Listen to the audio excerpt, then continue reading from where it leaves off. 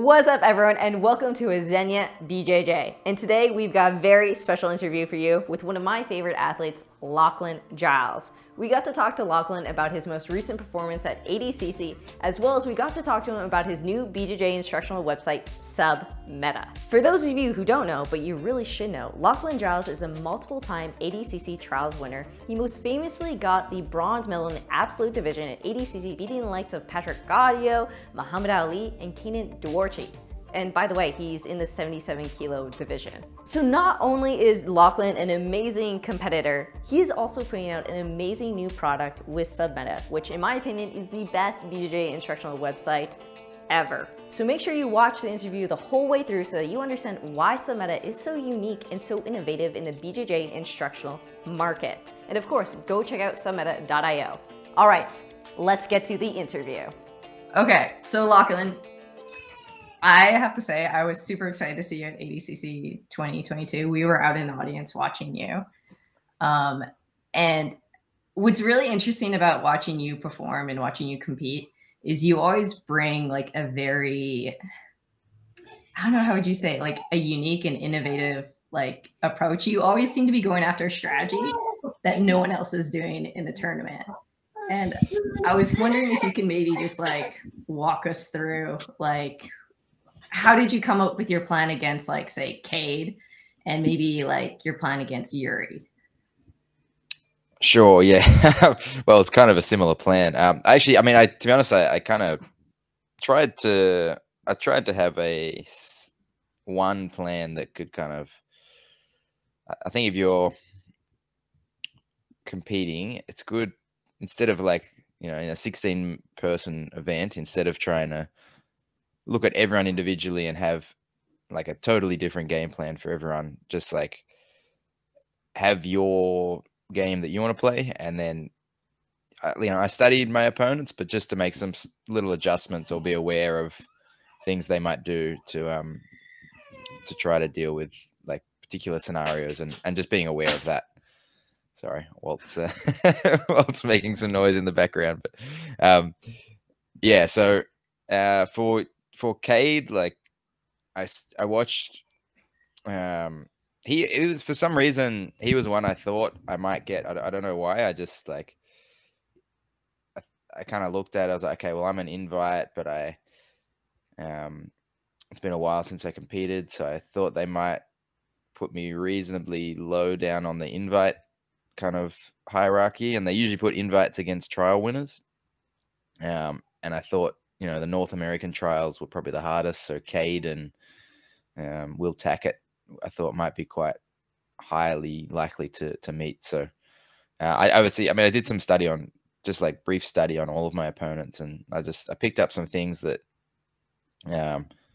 with Cade's passing, for example, the way he approaches the north-south position, he kind of, it doesn't like just burrow in. He kind of waits for his opponents to recover guard, and as they start to retain, he often, at least this is what I saw in a few of his matches, like as they go to retain guard, he would like tilt them, and that would like force them into a really bad stacking position. So I kind of started playing around in training, going, well, what if I don't try to recover immediately? What if I like look for some grips from there first before I recover? So that's why you saw me hanging out a bit more in north-south. And then I actually had some like interesting attacks that I kind of developed in that position too. I thought that was pretty cool. Yeah. You played kind of this like, I want to say this dilemma between like, you were going for like a false reap entry and then also the Choi bar, right? Yeah. So there's actually quite a few. Yeah, there's a few leg entries of depending like which leg steps forward, I can go for the leg 50-50 entries, K-guard entries. And then if they lead with their arms, I've got the Choi bar on one side, and then something I call a reverse Choi bar on the other side. So kind of the way I kind of envisage it is, no matter what they lead with, I can attack that limb. Which, yeah, I don't know.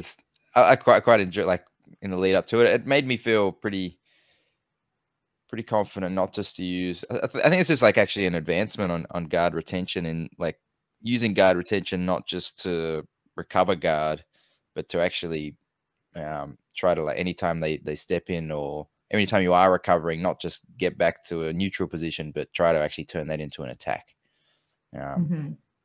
Yeah. That was actually so, something. We had these no, guys when we were sitting back in the audience, and there was like a bunch of guys sitting behind us, and they were commenting on your fight. And there was like kind of like two comments that kept coming up. They're like, "Oh, Cade keeps kicking him in the head." and then they were also saying like your retention. They're like, "Oh my God, this guy's retention." Like they couldn't stop talking about your retention, which was like, it was very impressive. Yeah, that's something I worked a lot on since last ADCC. So, I mean, that was a very deliberate thing, just from, I think, like Lepre. To be honest, in for the 2019 one, I thought my guard retention was better than it showed to actually be. So, like, Lepre he basically passed my guard. Like, he passed my guard, which forced me to turtle with the back take. And I thought, okay, well, that's something that I can see that I need to fix. So yeah, I focused a lot on retention, and then worked with Ariel Tabak, who I did a guard retention instructional with. And because it was actually funny, because I was always like,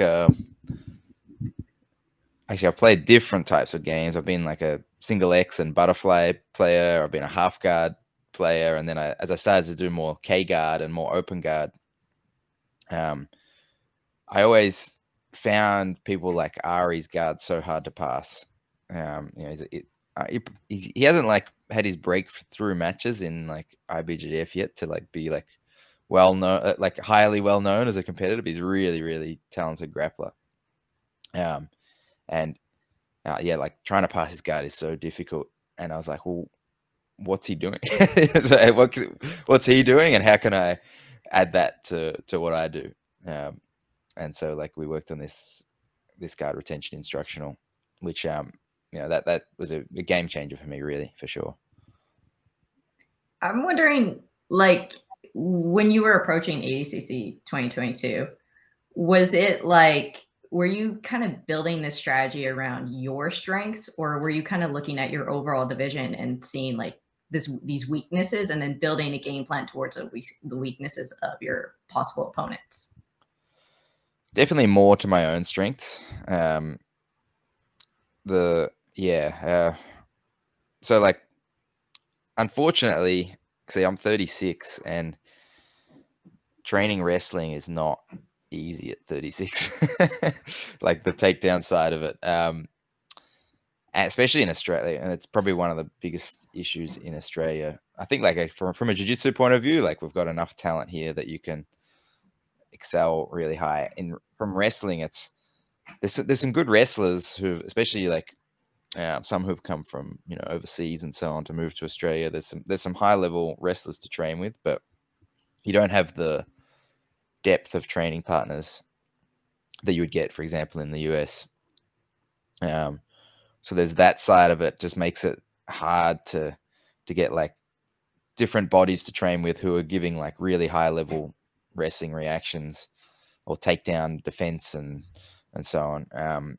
So that combined with just getting old and trying to upskill in a part of the game that you're going to be fighting these 18-year-olds like Cade and all the other Mika and all, they're all like, even 25-year-olds, like they can train the wrestling side a lot harder and become a lot sharper at that than I can. So my strategy was hopefully that it didn't turn into a wrestling match. I was still training wrestling, but I was mostly just working a more defensive strategy. I feel like if you shoot, like when you shoot, it's like very high injury risk, just especially it's hard on your back, on your neck, on your shoulders, knees, just about everything can potentially get injured from wrestling, from like a very like shooting heavy wrestling style. So I figured if I focus more on defensive, I can actually train that more, and there's actually less for me to focus on, if that makes sense. If you focus more on just like, okay, I'm just going to try to sprawl and counter from there. I don't have to like try to develop really high level transitions and setups and so on. So it's a bit boring, but that's kind of what I planned for the if it happened to go to overtime. And then obviously if you pull guard, the good thing about like the strategy I developed is I feel like it was kind of unavoidable to have to deal with. Like, I'm going to pull guard, and therefore they either pull guard with me, and I'll happily play a double guard pull leg lock bowler battle with anyone.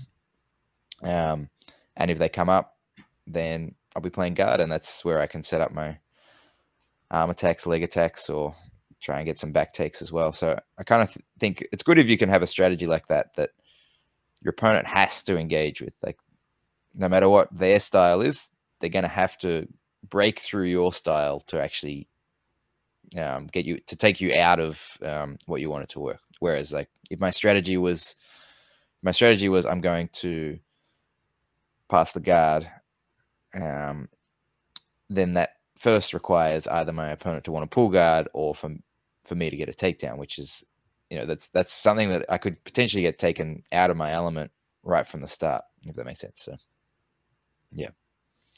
I thought it was actually like a pretty small, it was a pretty smart strategy against Cade, because like the way that Cade submitted you, it wasn't like Cade like led you down, like kind of like it was basically an opportunity attack. It was an opportunistic kind of thing. And like, you actually got some really great like exchanges. You almost had the heel hook where the knee felt like it was just slipping out and you just couldn't quite get the wedges in. I think if like Cade was maybe 10 years older, he would have tapped that.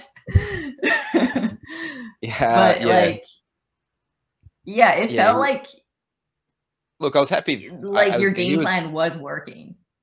When I like thought about my game plan prior to ADCC, and I was like, okay, how's this going to stack up against all the different competitors? Cade had the biggest question mark over it, just because I know he, like, I was actually encouraging people to try to pass around the legs, so I think I got probably maybe the two worst matchups for me is Cade and Yuri, because Yuri's actually very good at around the legs passing as well. Like, I think people don't realize that, but he's around the legs passing. I've studied it before. Like, this was a few years ago, but I can't remember who it was against. But I didn't really study Yuri leading up to ADCC. I had no idea I was going to fight, or I had any idea I was going to fight someone like Yuri. But he's around the legs passing. He's very, very good, as is Cade. So I was like, okay, well, their strength will be an area of my strength as well. So it's going to be interesting to see how that plays out. And obviously he got the arm, which is, look, I mean, he saw, that's, I kind of feel like a lot of his matches like that. He sees in a very brief instant, he just sees an opportunity, and he he can do that so fast in these scrambles. I actually tried to, I would agree in some ways my strategy was perhaps better than some others in terms of, I tried to keep it like a lot more tight and less scrambly. I think that against someone like Cade, the scramble, it works in his favor a lot. So like, if I tried to wrestle up and, it's like off the, I think was it against PJ Barch? I think he armbarred him off some wrestling scramble, which was just, I don't know how he saw that armbar. It was on the end of the round. He armbar. Yeah. That was a really nice arm lock.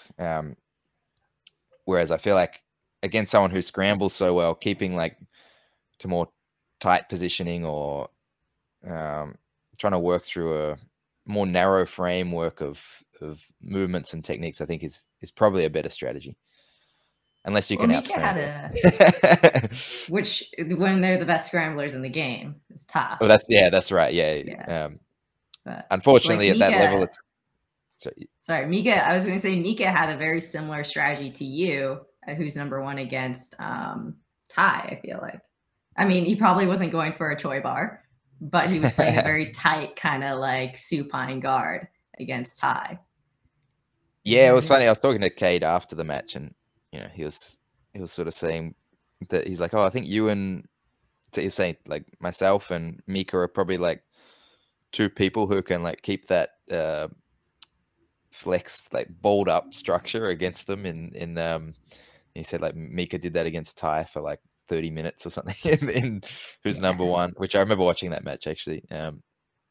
Yeah, so yeah, I am quite like, and I knew that was one of my strengths. I'm quite good at like keeping like a tight balled up structure, and I'm hard to like get in on in those north-south positions, more so than your average person anyway, for sure. So yeah. Okay, so now I kind of want to segue into a different direction. So the reason why I was super excited to do this interview with you was because you came out with this product, this website. I don't know exactly what we call it with the official title. We call it a website. Yeah, sure. A website, Jiu Jitsu website. But it's so much more than that, called Submeta. And I think it's a very unique product because the first time I went onto it and I showed Marcinho, it's totally different than anything else that I feel like is on the market. It's actually basically on the level website. What I feeling like too was way more organized than all the ones on Jiu-Jitsu community, and we are really excited for see more. And can you keep it going? Yeah, no, I was hoping maybe Lachlan, can you put into your own words what is Submeta? What is your elevator pitch here? And also to how the idea to elevate the pattern created. Yeah. All right, I'll do my best. It's there's a lot of like different things that make up the website, so it's always hard to know where to start when talking about it. Probably like the first thing is I think I approached it as a coach trying to help my students to some degree, like as in like I think I'm probably in a little bit of I'm not unique, but I'm probably one of the few like people, at ADCC, for example, there's probably not too many people that own their own gym and have like a student base that they are trying to like build up through as well. Like a lot of them are full-time competitors, or they might teach a class or two, but they're not like responsible for running the program at the academy necessarily. I mean, I'm sure there are, but so that's but obviously there are lots of people. There's obviously lots of gyms around the world, so there are lots of people in a situation that do take on that role. But I suppose I thought like, okay, it's a structure. The way it's structured, the website is like and we actually filmed it this way, which I think is really good to film it in this order. Like we filmed the introduction course first, which is like, how would you take someone through their first? I think it's 9 lessons we have on there, like just to not only give them techniques, but like all the things that you want them to know that they probably won't be told and they just expected to find out at some point. So like, wash your gi. Wash your gis, and all sorts of things. Like, should you ask your coach when you're getting your blue belt? All things like that like the general usually you make the mistake and then you get told about it. But it would be nice, and I'm not, like when someone new comes into the class, I'm not going to sit down with them for 4 hours and have a list of things to go through to like explain all these things. But it's like they should have a good resource where they can just like follow this. That's what I thought. Okay, if they follow this simple course, and I give this to all my students as well, then at least I know that they know, even just like, how to roll. Obviously that's the one thing you usually tell someone when they come in, like roll at a slow pace, don't go crazy. But yeah, all those sort of things. So I started with that and then moved on to, I said, okay, so that's like, and that's probably like one of the main ideas behind it is like learning in layers, layers of complexity as well. So in that introduction course, it's like 3 steps per technique, no more than that. You're not going to learn all the details to an armbar at first. At least that's the way I see it. I don't see it as being like, if you learn an armbar, you should do it perfectly first. I feel like you actually should do a really bad version of an armbar when you first learn. Well, not bad version, but just like, get your hips behind their shoulder, step over their head, straighten the arm. That's all their brain's going to take in. And if you give them more than that, it actually just goes in one side and goes out the other. And they probably actually miss. They're more. If you give them 10 details, they probably miss the most important 2 or 3, which is like, you know, making sure that the elbow's still above the line of the hip. Something like that is really important. So I tend to focus. I focused it on less detail there. Then we move into the foundation series. So that was then a pretty much not white to blue belt, but it's like, I suppose you could look at it sort of like that, depending how you want to run things. But it's more like, how can we give someone an actual game plan? So that's after the introductions. The introduction's like broad overview. Okay, I know like what the positions are. I've got a little bit of a reference. Now, how can you actually have a game plan? So when I'm in guard, how do I get on top? You know, and I try not to teach like all the different guards in this foundation series. Just like, you know, I start with half guard. You know, just like give them one thing to do and like a little action reaction in there. So start to teach them that when one move doesn't work, then you can switch to another move instead of trying to just, you know, butt heads and drive through the one move. Switch to the next move. So that's the foundation series. Is then like have a game plan, have an idea what you want to do from bottom, what you want to do from standing, what you want to do from guard passing, and what you want to do from like once you get into control positions to finish, and then understand how to escape all the positions. So the end of the, I guess at the end of the foundation series, again, no matter where you end up, whether you're under side control, mount, you should kind of have some reference like, oh, I'm near this point. I can now go to my game and actually be good. And a lot of the foundations or my thoughts behind that are that if you try to learn everything, how many guards are there? I think if you tried to learn like butterfly guard, spider guard, De La Hiva, half guard, close guard, you know, I could go on, but if you try to learn all of them a little bit at first, you're not really going to be good at anything. I'd rather have someone just do one thing from guard. Just think of guard as like one style. Do that first and be effective at it. And you start to, I think when people do it that way, they also start to get some confidence in that jiu-jitsu works. Like, oh, okay, like when I actually do this, when I'm good at something, it works, as opposed to just like individual techniques that at the moment wouldn't be linked well. So that's kind of the foundations series. And again, that kind of, we go through a whole bunch of different concepts and things outside of just the technical thing that you should know. And then after that is where the game plan feature comes in, which is not actually out yet. I was going to ask you about soon. that. Yeah. It's like grayed out, and I'm like so curious. Like, what does this mean? Yes. Yeah. So it's basically meant to follow on from that. So the idea of foundations was it gives you, it kind of does set you up as well that no matter what you learn after that, you should be pretty much ready to learn your style of game now. And this is something we've thought about a lot, and I've spoken to different people who have different opinions on this, but I think this is how it actually is when you get, as you progress, like from blue, purple, brown, black, people have different games. So, you know, and I think it's really healthy for your gym to have people playing different games. So you should have a guy in your gym that loves playing butterfly guard. You should have another guy that loves playing spider guard, another one that does, you know, loves doing leg locks, whatever, like, you know, and probably from guard and passing and so on as well, and right up to black belt. And there's actually, I would say even most black belts, they probably only use like 2 or 3 different guards and 2 or 3 different major passing styles, you know, for at least for 90% of their game.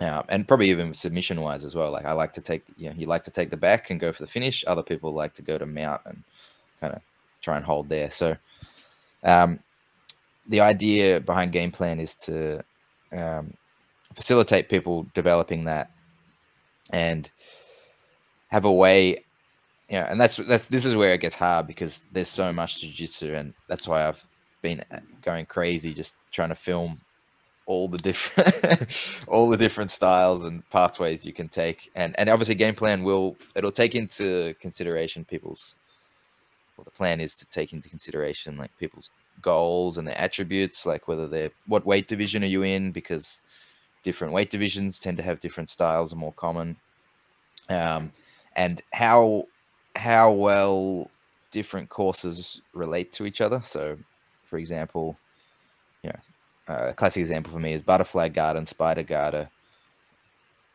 kind of very far away from each other. There's none that I can think of immediate link between. You can't go, I'm in butterfly guard, I'm going to do a spider guard sweep. You need some, and you can make that connection. Like if you wanted both of those in your game, you absolutely can, but you should have a few guards in between that.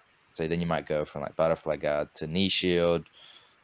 You might want to add reverse De La Riva then, and then spider guard. And if you've got those things, they actually, you can make what I would say is like a congruent game that fits together and works well, and there's no major holes in it, as opposed to having something over here and another thing over here, but you don't really know how to connect them, and I don't think that's a very useful way to build a game. So the idea behind game plan will be to kind of help like allow a large degree of individuality and people to kind of choose their path, but also have some structure in there about like how to, and suggestions on which is going to fit well with what you're working on in your game. So there's like a whole bunch of intermediate courses.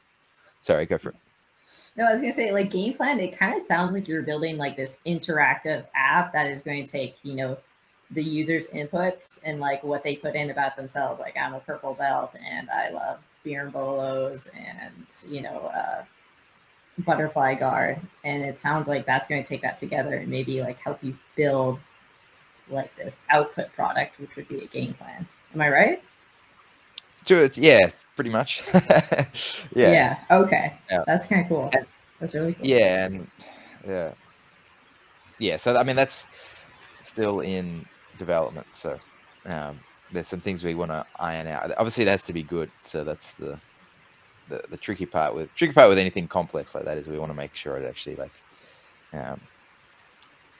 all flows together well and comes together good. So, but I am excited for it. But anyway, so I've basically like filmed a whole bunch of intermediate level course. So after you finish that foundations set, which came after introduction, then there's intermediate level courses, which are supposed to be like, okay, you want to learn De La Riva. What are the main things you need to know? Like, what are the, again, not, because I've got instructionals that might have 4 hours on De La Riva, or or an open, an 8-hour, 10-hour open guard instructional. That's kind of, I think, a bit too much for someone to go to. You don't finish your kind of fundamentals. You go, cool, I'm going to learn 10 hours of open guard. That's because that's all the like troubleshooting and so on in there, which is really good as well. But I think it's better to go, okay, well, what are the, and most of the courses are like 1 to 2 hours long on the intermediate level.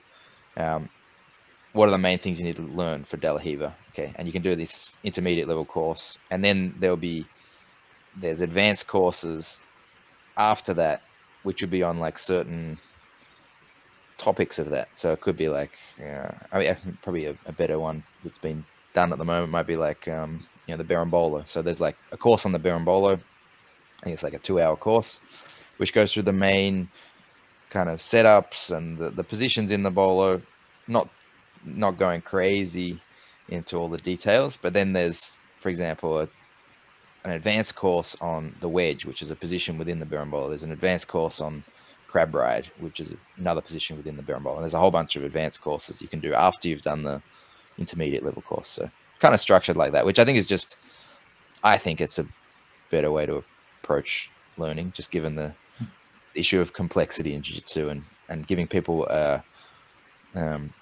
less intense thing to study first. Yeah. One of the things I really like on the Submeta websites is the layout. For example, when you open some courses, for example, so I can get some like a passing guard. So have a little load bar to see how much of the course and how much of the passing guard you be completed. So this like a turn like a something touchable for the students, like a, oh yeah, I watch a lot of pass guards, so I think I'm ready or I'm really good on it. And actually you can see how much the person stood over there, or can like, okay, now it's time to improve my guard.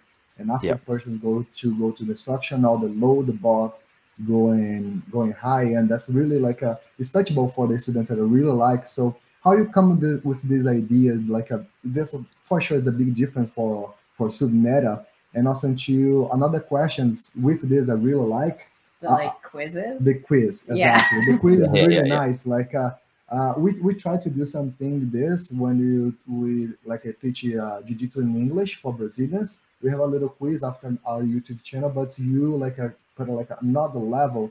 And how this idea show up is like mainly your idea, is your teams, have somebody help you. How is to like create the idea and put on like a, or really practical on the website, and how you think like you can really change the jiu-jitsu instructional website. Mm-hmm. Yeah, so I suppose the exercises, the quizzes, that probably came from probably two sources there. One was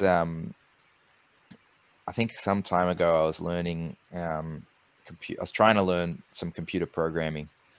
I tried to learn JavaScript, and I remember like they would do those quizzes. Well, actually, probably the first thing was I went on YouTube and I watched a YouTube video, and someone was trying to teach you how to program, and I'd watch the whole video, and then I'd go, okay, cool, I get it. Like I'm watching and I understand it, I thought, and then I would go to like implement. I go to write a little, do a bit of programming, and when I went to do that, I was like, I don't remember anything.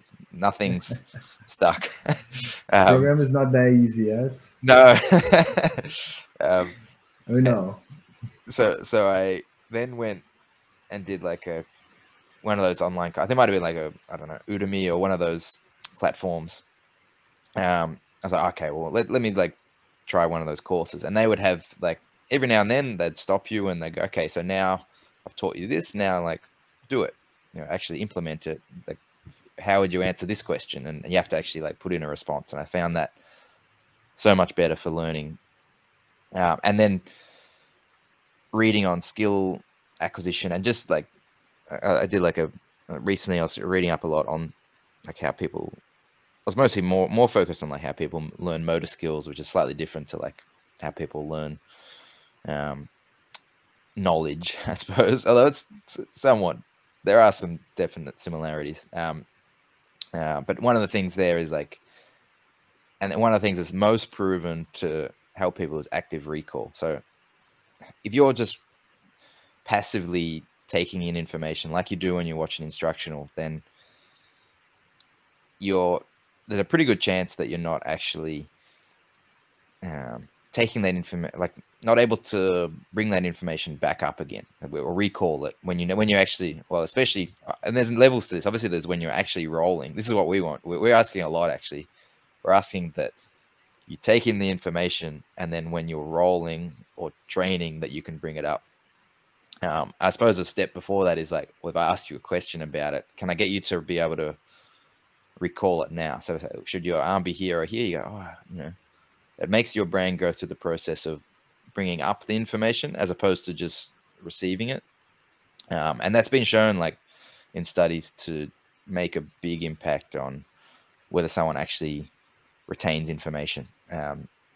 So I figured, well, that should be in jiu-jitsu instructionals, and we do want to do some more like it's really good. We do want to do a bit actually. more with that. I want to put like some spaced repetition in there and so on as well, which is another thing. That's so basically like you learn something once, you'll remember it for a bit, and unless you're repeatedly using it or reminded of it, then you'll tend to forget it. Whereas like I'd like to add some things to the site that kind of like, look, you should revisit this because it's been this amount of time you know, just, and probably not in like, maybe not like watch the whole instructional again, but like have some little like revision things. Just go, oh, that's right. Like I do remember that. And, or maybe like, anyway, I'll work out exactly how that's going to be implemented. There's a lot to do there. So that's kind of how the exercises came about. And then there's, then you asked about like the progress bar. Look, we do want to kind of gamify the website a little bit, which is just like make it a bit more fun. You know, even those load bars and so on, just like it makes you like, oh, I want to finish this. It's a bit more exciting. And it also should be, I guess, instructive as you said, like what am I doing? What have I studied a lot? What am I not studying? Because I think like what I have improved. Most people, yeah, exactly. So like most people probably go on the site and they don't look at escapes at all, but then they might look and like, oh, actually, I haven't actually studied any escapes, and I should study escapes. You know, the boring things are usually the ones that get left out. Exactly. So having those Everybody progress bars submission. are good for that. Yeah. Yeah, There's just this all new submissions, recent- no guard, no passing, just submissions. You might have an issue. I think I'm guilty of just wanting to do all the crab ride instructionals. Yeah. It's really bad. All berimbolo, yeah. But that could be good too, actually. So, yeah, no, we've got a, so Submeta is actually, it's myself, another guy, Michael, who's he's in design. He's like works in like user interface design, and so his kind of role is making not just making the site look nice, but making it like function well. He's been really good, because like people like me sometimes like, oh, wouldn't it be cool if people do this, this, and this? He's like, oh, yeah, people don't work like that. So he's actually quite good at understanding what's actually like implementable and what people will actually like use. So he's been really good for that. And then there's a developer, Marcio, who's obviously just being snowed in with all the requests that we have for improving that side of it. I have to say, like, for me, one of the big difference makers is like kind of that attention to small details, like everything from like the website's like color palette. It's like black, white, gray, and that's reflected in the videos with even the mats and like even the Rashguards you're wearing. And then you have like the like house music vibes, which like kind of gives this like kind of very cool, like, I don't know, like, how would you say, like edgy but like intellectual vibe, and it just like you kind of like get in the mode, and then as you're watching the move go in like slow motion, you're like following along, and it puts you in this really good headspace. It feels like when we were looking at competitors' websites, like I won't name names, but it felt like there were some that like looked really, really good, like superficially. Like then you would go into like the courses and they were very like sporadic. There was like, here's how to knee cut, here's how to do sumageshi, here's how to do ochigari takedown. And it was just very kind of like random. Whereas it felt like Submeta is very curated. And this really cool feature that I think it came out this week is sets. Yeah. It's so cool. I'm so happy you did this. Can you go into that a little bit? Yeah, so sets is, well, look, it's kind of like maybe a first insight into something that what game plan will look like, but it's basically, so if you look at my instructionals through Fanatics, for example, so, and I'll give an example here is I did the no-gi open guard series, I did the half guard series, and I did the guard retention series. Now, all three of those had a part on reverse De La Riva. So if you want a no-gi open guard, you need reverse De La Riva. If you want to play half guard, I consider reverse De La Riva as part of a half guard player's game. And if you want guard retention, you need reverse De La Riva.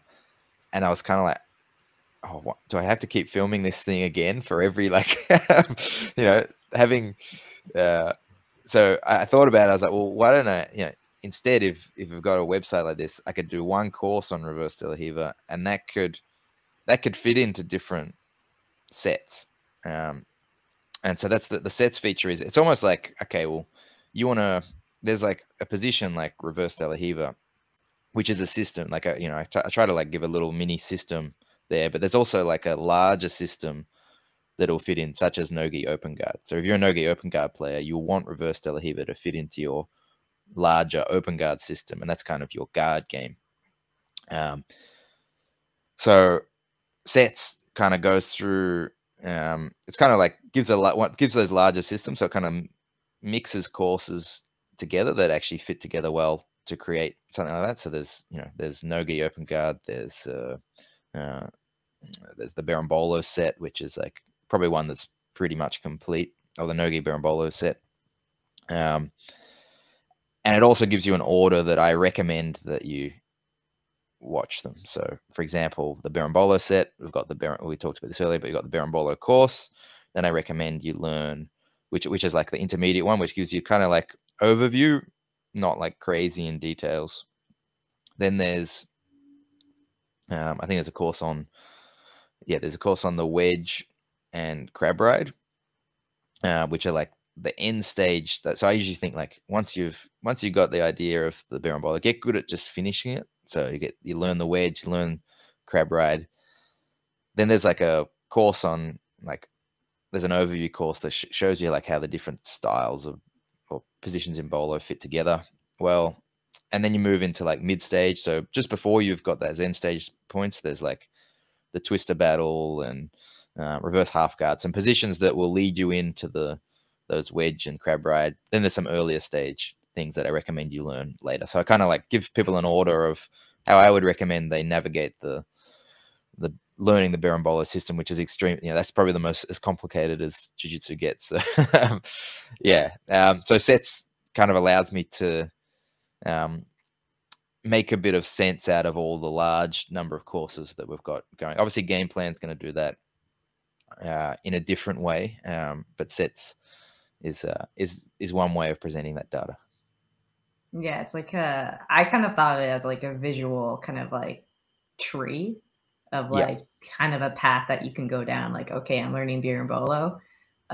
Should I learn single leg X next, or should I learn like the wedge next? And that kind of answers that question. Yeah. We're kind of running out of time, but I did want to ask you, like, as our last question. Okay, I'm subscribed to Submeta. I'm off in some distant part of the world that has like maybe a small jiu-jitsu community. What would you recommend is the best way to make the most out of Submeta and include it with your training? Oh, good question. Look, I think is like it probably, you got to, when you go to training, that you should always have something you're working on.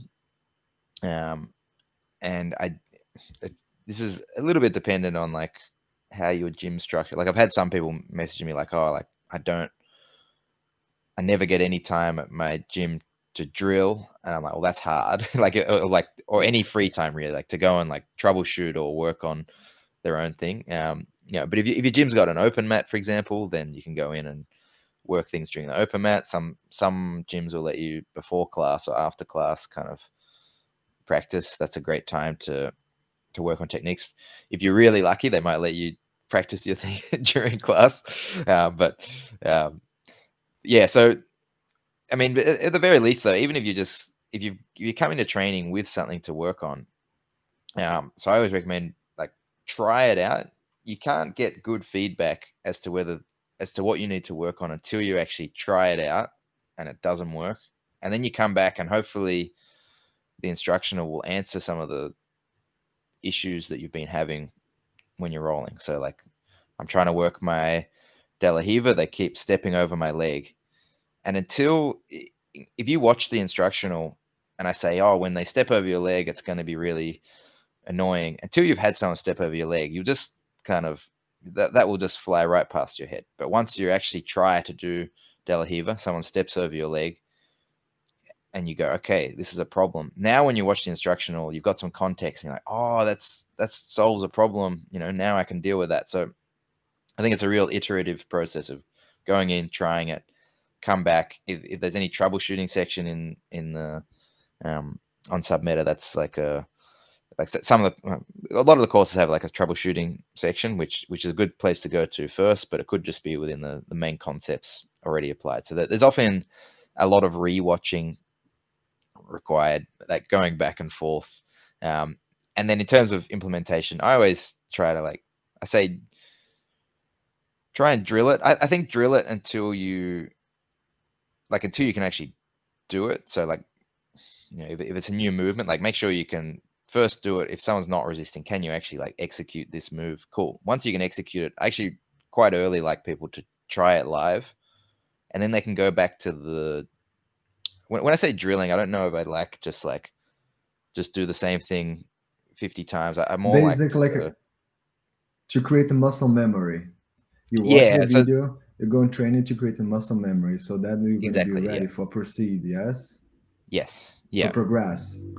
Yeah. So then you like, because when you drill, you can go through the steps without having to go like, oh, where do I grab next? Like that almost just becomes automatic, and then you can focus more on what's happening that's making this hard. You know, are they stepping on me, or are they framing or stepping over my leg? There's obviously lots of things that can go wrong. So then you can be more acutely aware. Once the general movement pattern's well ingrained, you'll be more aware of the issues you're having, which you can then come back to. And obviously, like, I also encourage people troubleshoot themselves as well. Like, don't just get all your information from Submeta and not try out like problem solving yourself and so on, because it's a really good skill to learn to problem solve yourself. And often a mix of the two. Often you might come up with a really good response, and then you might go, oh, I like to do this, but I can see Lachlan does that too, and I can see how these can both fit together, and you can start developing eventually your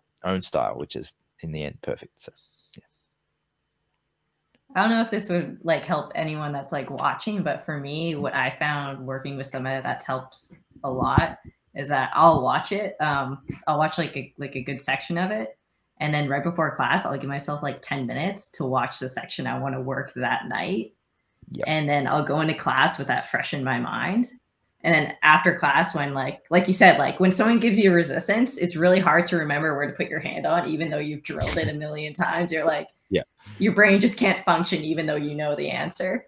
And then after that night, once I've had that, I'll go back and I'll rewatch the sections. And what's really nice about Submeta in the courses is that there's these very particular like chapters that will talk about very particular like aspects of a technique. Like I'll talk about like the top hand, where you're, and that'll just be like one, like, I don't know, 5-minute like section. And then there'll be another section that is like you said, troubleshooting section will say, well, what if your opponent posts on the cross shoulder? And so you can very easily find the answers to the questions you're looking for in these very small, like digestible bits, as opposed to, you know, like when you're like, you have this 8-hour instructional and you're like, what was it, minute 44 and 36 seconds that he like. What's nice about Submeta is it's very clear. It's very like digestible and organized. Yeah. Which like, again, like I haven't seen anyone else in jiu-jitsu doing this, at least not doing it anywhere near as well, especially on other instructional websites. And that for me has been really helpful. Thanks so much. Yeah. All right, Lachlan. I think that is time for us. I don't want to like delay you from going to training and of course heel hooking Walter or anything. But thank you so much. I've got to let his heels grow a little first before I can get. Thank you so much, Lachlan. Yeah, thanks so much, guys. It was a great chat. I really appreciate the time you spent with us. Please don't forget to leave a like, subscribe here on the channel. Also, to go to Submeta website to check it out, because we make this interview to really like spread a really good content for jiu-jitsu. For sure, is like another level. Appreciate so much for your time. And is there anything you want to say, Lachlan? Yes? Where can people find you? Thank you so much. That was great. Yeah, awesome. Yeah. Thank you so much. Click subscribe. So we'll see you. So thank you so much.